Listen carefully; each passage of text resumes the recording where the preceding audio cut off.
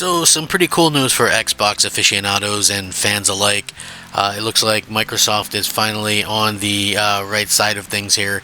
And, a lot of people were asking about this. We weren't really sure what was going to happen or, how this was going to come about. Maybe Microsoft dropped the ball, or maybe Microsoft just didn't care, or maybe this had to do with the Xbox Series S, or, whatever the case may be. There was a lot of different things that kind of led people to believe that things were kind of not going to happen for Xbox, but now we see that that's not necessarily the case, and things are looking up in a big way for Microsoft fans who have a little reason to celebrate today.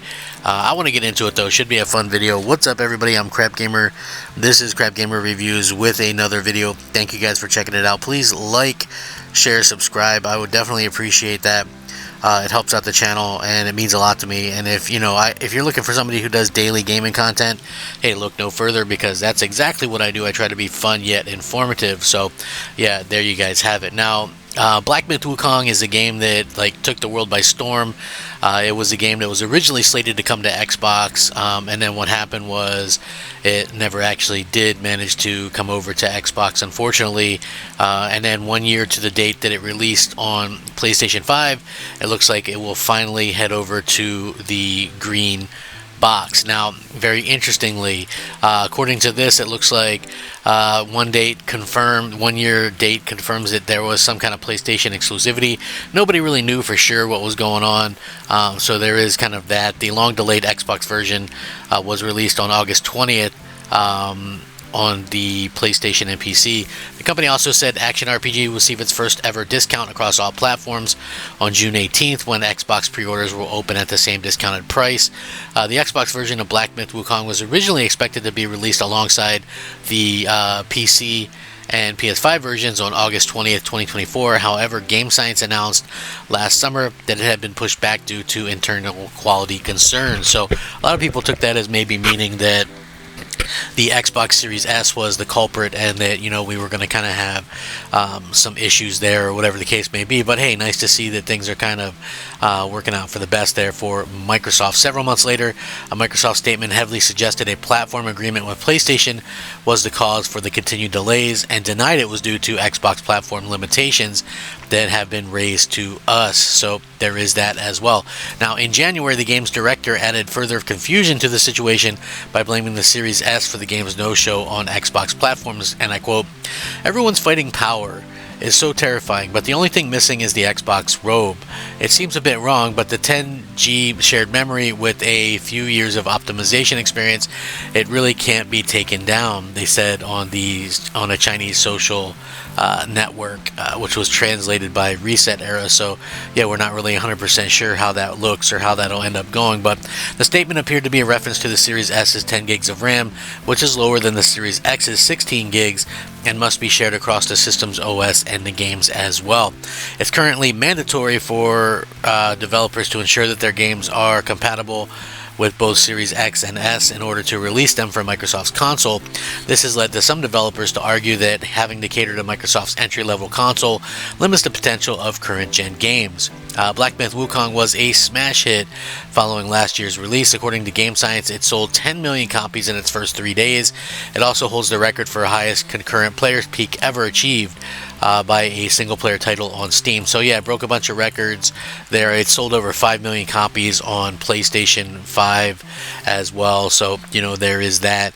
And, again, it's just a game that I feel like, even though it is nice that it's finally coming to Xbox, it's a little bit of a shame that, we had to wait so long for it. It's like a year later. Who really cares? Now, there's two ways to look at this.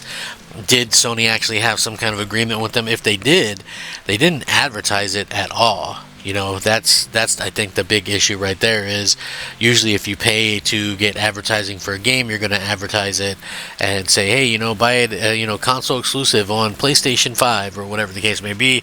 That never happened. There was no little, if you ever notice in Final Fantasy when Sony announced those, it always has in fine print on the actual trailer, it's like console exclusivity at least 6 months or 12 months or whatever the case may be. So there's always some kind of thing like that kind of going on. And again, when it comes down to it, and what Microsoft is doing here, finally getting the game, I think, hey, that's cool for people that are super interested in the game. Is that going to mean a whole lot going forward, though? I'm not really sure if it's going to be like this big smash success. I mean, it's cool that you can get it on Xbox and you'll be able to kind of pay less money at launch than other people did, but it's still not like the best thing in the world that you have to wait a year. It's the same kind of situation with Baldur's Gate 3.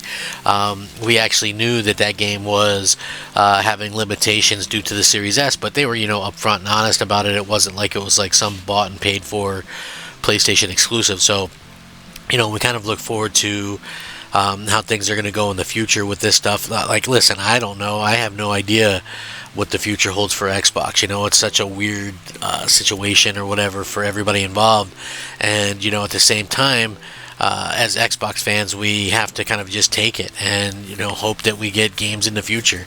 Like I've mentioned numerous times, it's really kind of a shame that, the biggest thing that we're going to lose out of this whole multi-platform strategy that Microsoft is employing right now is not just the exclusive games, but the third-party games from developers who, put their games on Xbox or whatever the case may be. Some of them, like Black Myth, might not look at it as a viable platform or a platform that people really want to see or whatever. So again, we'll see how this works out. Like I said, I do think that Microsoft has its work cut out for itself. There's always going to be some people that are going to be disappointed, and there's always going to be some people that no matter what Microsoft says, they're going to be like super amped up and like, oh, Microsoft is doing the best thing ever. You know what I mean? Like, listen, any company can make good moves, any company can make bad moves. I think it's finally really cool that they're doing this, and it seems like things are kind of coming along nicely for that. Like I said, though, it's just one of those things we're going to have to wait and see. I'm glad that people finally get a chance to play the game, whatever the case may be, and we'll see how that works out. Microsoft kind of made their own bed and they have to lie in it, and like I said, more people are gonna have to speak up, I think, to really get Microsoft's attention with this stuff, because as it sits, we're not seeing them really do a lot of things. I mean, they're as non-transparent as I've ever seen them. They're not really talking to fans. They're not really doing much of anything. Phil Spencer did a couple of influencer podcasts here and there, but there was never any kind of hard question asked or anything like that where people were like, oh yeah, definitely, like people never bring up the things that Phil has said about not all the games going, or how he said in the past how exclusives are important, or any of the stuff that I would think needed to be said to Phil Spencer. Like, he's been caught lying quite a bit, and while I do think it's like, why doesn't somebody bring up that Sony's using their cut of Xbox games to buy games to keep off of Xbox? So it's like, basically Microsoft funds PlayStation exclusives, and Xbox gamers don't get anything out of the deal. It's like a one-way street, which I think is, beyond crappy, to say the least. So we'll see how that kind of works out, and if that's something that Microsoft can